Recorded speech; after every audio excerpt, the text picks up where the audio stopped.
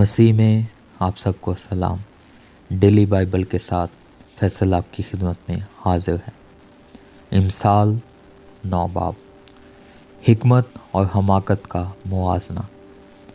हिकमत ने अपना घर बना लिया, उसने अपने 7 स्तून तराश लिए हैं, उसने अपने जानवरों को ज़िबाह कर लिया और अपनी मैं मिलाकर तैयार कर ली। उसने अपना दस्तरखान भी चुन लिया, उसने अपनी सहेलियों को रवाना किया है। वो खुद शहर की ऊंची जगहों पर पुकारती है। जो सादा दिल है इधर आ जाए, और बेअक्ल से वो ये कहती है, आओ मेरी रोटी में से खाओ और मेरी मिलाई हुई मैं में से पियो। ऐ सादा दिलो, बाज आओ और जिंदा रहो और फहम की राह पर चलो। ठट्ठाबाज को तनबीह करने वाला लान तान उठाएगा और शरीर को मलामत करने वाले पर धब्बा लगेगा। ठट्ठाबाज को मलामत ना कर, ना हो कि वो तुझसे अदावत रखने लगे। दाना को मलामत कर और वो तुझसे मोहब्बत रखेगा। दाना को तरबियत कर और वो और भी दाना बन जाएगा। सादिक को सिखा और वो इल्म में तरक्की करेगा।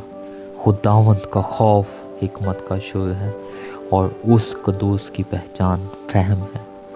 क्योंकि मेरी बदौलत तेरे अय्याम बढ़ जाएंगे और तेरी ज़िंदगी के साल ज़्यादा होंगे। अगर तू दाना है तो अपने लिए, और अगर तू ठट्ठाबाज है तो खुद ही भुगतेगा। अहमक औरत रोगाई है, वो नादान है और कुछ नहीं जानती। वो अपने घर के दरवाज़ा पर शहर की ऊंची जगहों में बैठ जाती है, ताकि आने जाने वालों को बुलाए जो अपने अपने रास्ते पर सीधे जा रहे हैं। सादा दिल इधर आ जाएं, और बेअक्ल से वो ये कहती है, चोरी का पानी मीठा है और पशीदगी की रोटी लजीज।